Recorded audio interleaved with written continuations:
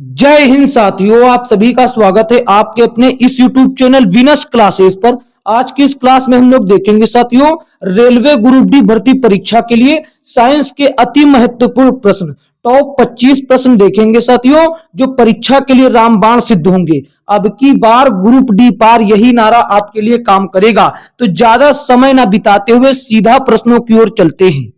पहला प्रश्न देखिए साथियों, आज की क्लास क्या कहता है किस भौतिक राशि का मात्रक वोल्ट बटे एम्पियर होता है। तो वोल्ट बटे एम्पियर साथियों प्रतिरोध का ही मात्रक होता है, जबकि प्रतिरोध का एसआई मात्रक क्या होता है, ओम होता है। और ओम किसको कहते हैं, इसी वोल्ट बटे एम्पियर को ही ओम कहा जाता है। और साथियों अगर इसके अतिरिक्त आपसे पूछ लिया जाए कार्य का मात्रक, तो कार्य का एस आई मात्रक क्या होता है, जूल होता है।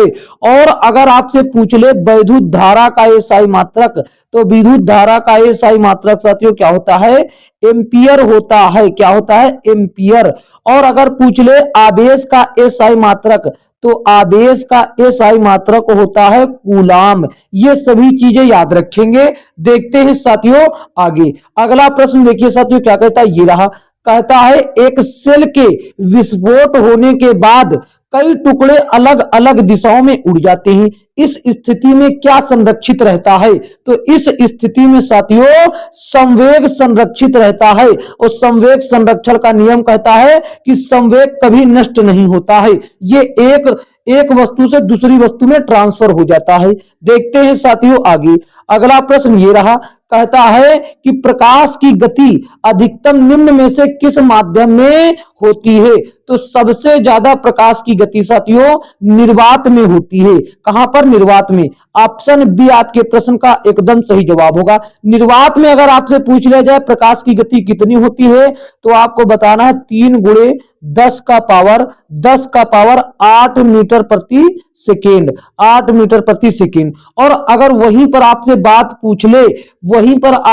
पूछ ले कि पानी में प्रकाश की गति कितनी होती है, तो 2.25 गुणे 10 का पावर 8 मीटर प्रति सेकेंड। ठीक है। अगर कांच में पूछता है तो कांच में कितनी होती है, तो कांच में आपको बता देना है 2 गुणे 10 का पावर 8 मीटर प्रति सेकेंड, 8 मीटर प्रति सेकेंड। अगर हवा में पूछे तो हवा और निर्वात में समान मानी जाती है। देखते हैं साथियों अगला प्रश्न। अगला प्रश्न साथियों ये रहा। क्या कहता है, जब प्रकाश जल से होते हुए हवा में प्रवेश करता है तो उसकी क्या बदल जाती है। तो साथियों उसकी चाल में परिवर्तन हो जाता है, चाल में साथियों कमी आ जाती है। ऑप्शन सी आपके प्रश्न का एकदम सही जवाब हो जाएगा। देखते हैं साथियों अगला प्रश्न। अगला प्रश्न ये रहा। कहता है कि प्रिज्म द्वारा इनमें से किस रंग की प्रकाश किरण का विचलन अधिकतम होगा। तो साथियों प्रिज्म द्वारा सबसे ज्यादा विचलन बैगनी रंग के प्रकाश की किरण का होता है, सबसे ज्यादा। और अगर सबसे कम होता है तो वो लाल रंग के प्रकाश की किरण का सबसे कम विचलन होता है। आगे देखते हैं साथियों अगला प्रश्न।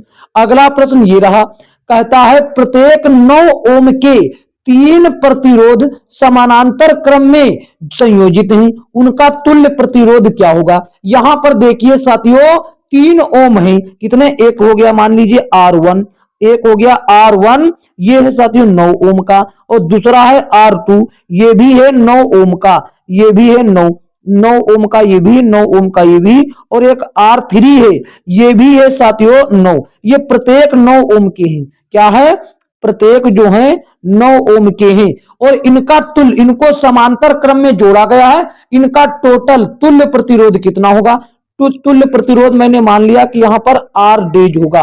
और वो R डेज किसके बराबर होगा, R डेज 1/R डेज जो है ये साथियों बराबर होगा 1/R1 plus 1/R2 plus 1/R3, ये इनके बराबर होगा। और यहां पर देखिए इनको जोड़ देते हैं। 1/R डेज का मान ये देखिए यहां पर 1/9 प्लस 1/9 प्लस 1/9, ये तीनों जोड़ दिया 1/9। अब सीधा यहां पर आप देखेंगे, यहां पर साथियों क्या आ जाएगा, यहां पर देखिए इधर 1/R डेज और इधर साथियों 9, और ये पूरा तीनों 9 9 है, इसलिए एक नीचे 9 आ जाएगा क्योंकि समान संख्या है, और ऊपर 1 1 1 तीनों जुड़कर 3 हो जाएंगे। काटेंगे तो 3 से 1 बार में काटेंगे, 3 से 3 बार में, तो 1/8 डेज बराबर क्या हो गया, 3 हो गया। इसलिए आर डेज का आपसे मान पूछा जाए तो ये आर डेज का मान 3 हो गया, क्योंकि ऊपर ये उल्टा दोनों है, इसीलिए दोनों को बदल देंगे, ऊपर भेज देंगे। ये 1/3 है, 1/r डेज का मान 1/3 है, इसीलिए इसका आर डेज का मान साथियों क्या हुआ, 3 ओम। 3 ओम कहां पर है, आप देख पा रहे होंगे ऑप्शन बी में है। ऑप्शन बी आपके प्रश्न का एकदम सही जवाब हुआ। देखते हैं साथियों अगला प्रश्न। अगला प्रश्न ये रहा, कहता है एक परिणामित्र का कोर पटलित क्यों करते हैं। सबसे पहली बात तो आप बताएंगे कि परिणामित्र किसको कहते हैं। परिणामित्र किसको कहते हैं, परिणामित्र साथियों ट्रांसफार्मर को कहते हैं। किसको, ट्रांसफार्मर को। और इसकी कोर को पटलित किस लिए किया जाता, क्योंकि साथियों अगर पटलित नहीं किया जाएगा तो भंवर धारा बहुत भारी मात्रा में हानि होगी, और इसीलिए पटलित किया जाता है कि भंवर धारा से जो हानि होती है वो कम हो। तो ऑप्शन सी आपके प्रश्न का एकदम सही जवाब होगा। देखते हैं साथियों अगला प्रश्न। अगला प्रश्न ये रहा, कहता निम्नलिखित में से एलेक्जेंडर ग्राहम बेल ने किसका आविष्कार किया, ये आपको बताना है। तो एलेक्जेंडर ग्राहम बेल ने टेलीफोन का आविष्कार किया। ऑप्शन ए आपके प्रश्न का एकदम सही जवाब होता है। जबकि रेल इंजन के आविष्कारक जेम्स वाट थे, और वैद्युत बल्ब के थॉमस अल्वा एडिसन थे। आगे देखते हैं साथियों, ये रहा, कहता है कि निम्नलिखित में से शरीर विज्ञान एवं चिकित्सा की वह कौन सी शाखा जो पुरुषों के विशिष्ट रोगों एवं स्थितियों से संबंधित है। तो साथियों पुरुषों के विशिष्ट रोगों से संबंधित कौन है, एंड्रोलॉजी के अंतर्गत पुरुष के यौन संबंधी रोगों का अध्ययन किया जाता है। जबकि साथियों स्टोकोलॉजी के अंतर्गत क्रेफिस का अध्ययन किया जाता है। किसका, क्रेफिस का अध्ययन। क्रेफिस माने क्या होता है साथियों, झींगा मछली। क्रेफिस मतलब झींगा मछली। तो स्टोकोलॉजी के अंतर्गत झींगा मछली का अध्ययन, और बाइकोलॉजी के अंतर्गत साथियों प्रकृति वातावरण में रहने वालों जीवों के बीच संबंधों का अध्ययन, और डेस्मोलॉजी के अंतर्गत शरीर की संरचना और स्नायु बंधन हड्डियों के जोड़ का अध्ययन किया जाता है डेस्मोलॉजी के अंतर्गत। देखते हैं साथियों अगला प्रश्न ये रहा, प्रश्न संख्या 10, कहता मानव नरों में मौजूद लिंग गुणसूत्र XY इनके बीच क्या अंतर होता है। इनके बीच अंतर साथियों क्या होता है, इनके बीच ये अंतर होता कि साथियों X गुणसूत्र बड़ा होता है और Y गुणसूत्र छोटा होता है। यही साथियों इनके बीच अंतर होता। तो इस प्रकार ऑप्शन बी आपके प्रश्न का एकदम सही जवाब होता है। देखते हैं साथियों अगला प्रश्न। अगला प्रश्न ये रहा, कहता भोजन नली की दीवारों के संकुचन और प्रसरण को किस गति के द्वारा समझा जाता है, या कौन सी गति कहा जाता है। तो साथियों भोजन नली की दीवारों को संकुचन और प्रसरण की गति को क्रमाकुंचन गति कहा जाता है। कौन सी गति, क्रमाकुंचन गति कहा जाता। ऑप्शन ए आपके प्रश्न का एकदम सही जवाब हुआ। देखते हैं साथियों आगे देखिए, कहता ये रहा कि कौन गुर्दे की नलिका की परत में मौजूद होती है। ये एक कोशिका होती है। ये कौन सी कोशिका होती है, क्यूबोइडल कोशिका, क्यूबोइडल एपिथेलियम कोशिका जो होती है वो गुर्दे की नलिका की परत में मौजूद होती है।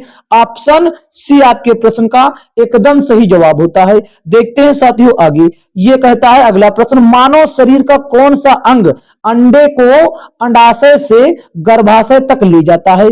तो साथियों कौन ले जाता है, ये ले जाता है फैलोपियन ट्यूब। ऑप्शन बी आपके प्रश्न का एकदम सही जवाब हो जाता है। देखते हैं साथियों अगला प्रश्न ये रहा मित्रों, क्या कहता है, कहता है निम्नलिखित में से कौन सी बीमारी कौन सी बीमारी जीवाणुओं के कारण होती है?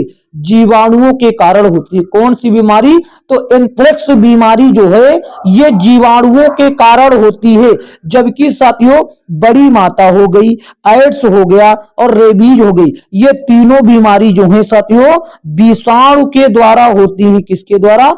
विषाणु के द्वारा, वायरस के द्वारा, जबकि ये जीवाणु के द्वारा होती है एंथ्रेक्स। ऑप्शन डी सही जवाब हुआ। देखते हैं अगला प्रश्न। अगला प्रश्न ये रहा, निम्नलिखित में से कौन सा एक कोशिकीय हरित शैवाल है? एक कोशिकीय हरित शैवाल कौन है साथियों? क्लेमाइडोमोनस।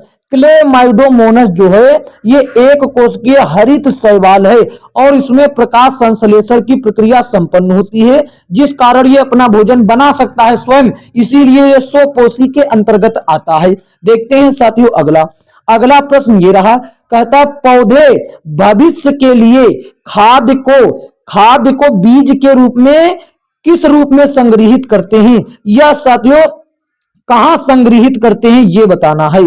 कहां संग्रहित करते? तो ये संग्रहित करते हैं साथियों कोटिलेडोन में। कोटिलेडोन नामक स्थान पर साथियों संग्रहित करते कौन? पौधे। ऑप्शन सी आपके प्रश्न का एकदम सही जवाब हो जाता है। देखते हैं साथियों अगला प्रश्न ये रहा, कहता फूल में पुष्प योनि क्या होती है? जो फूल में पुष्प योनि होती है वो साथियों मादा जनन तंत्र होती है और मादा जनन तंत्र को क्या कहते हैं? स्त्री केसर कहते हैं। क्या कहते हैं? स्त्री केसर कहते हैं। स्त्री केसर कहते हैं। जबकि पुरुष जनन तंत्र को पुंकेसर कहते हैं। क्या कहते हैं? पुंकेसर कहते हैं। तो इस तरीके से ऑप्शन बी आपके प्रश्न का एकदम सही जवाब हो जाता है। देखते हैं साथियों अगला प्रश्न ये रहा, कहता पसीने वाली ग्रंथियां मानव शरीर के किस अंग में मौजूद होती हैं? तो साथियों पसीने वाली जो ग्रंथियां होती हैं वो मानव शरीर के त्वचा में स्थित होती हैं या मौजूद होती।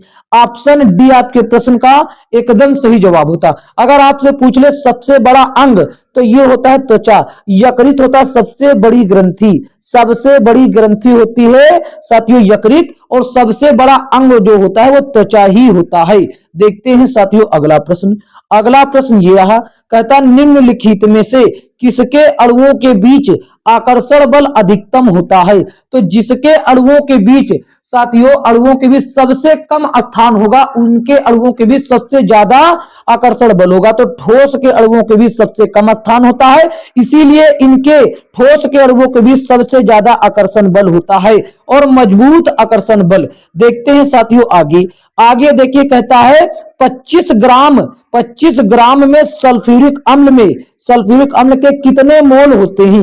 25 ग्राम में सल्फ्यूरिक अम्ल के कितने मोल होंगे ये बतलाना। तो सल्फ्यूरिक अम्ल का साथियों सूत्र क्या होता है? ये होता है साथियों H2SO4। H2SO4 आपको निकालना है मोल, तो सबसे पहले इसका निकालेंगे आप अणुभार। साथियों H का अणुभार होता है 1, लेकिन H हाइड्रोजन के जो अणु हैं परमाणु वो 2 हैं, इसीलिए इसको 1 का 1 तो 2 का 2 से गुणा कर दिया। और सल्फर का होता है साथियों 32। सल्फर का परमाणु केवल 1 है, इसीलिए इसको 1 रखा।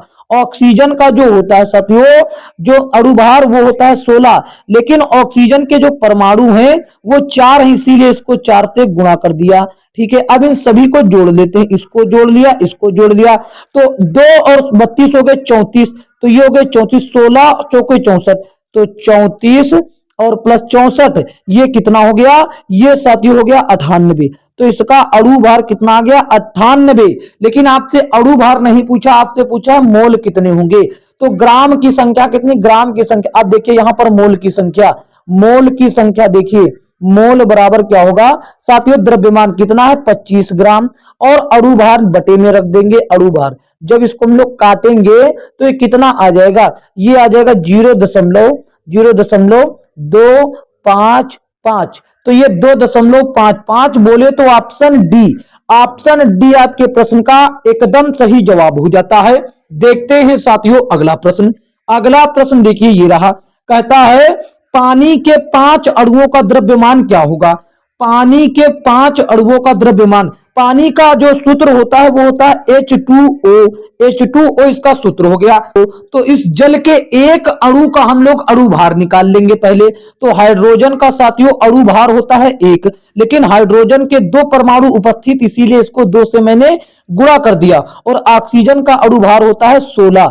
ऑक्सीजन का परमाणु 1 है, इसीलिए इसको 16 ही रहने दिया। अब इन दोनों को हम जोड़ लेते तो ये 1 एकम 2, 2 एकम 2 हो जाएगा, और 2 और 16 हो जाएगा 18। तो एक अणु का अणु भार आया 18, तो 5 अणु का कितना हो जाएगा? 5 अणु का हो जाएगा 5 गुणे 18, 18 पंचे 90, तो 5 अणु का हो जाएगा 90 इकाई, 90 यूनिट। ऑप्शन बी आपके प्रश्न का एकदम सही जवाब हुआ। देखते हैं साथियों अगला प्रश्न। अगला प्रश्न ये रहा, क्या कहता है? कहता है कि सबसे बाहरी ऑर्बिट में किसमें इलेक्ट्रॉनों की संख्या समान होती है?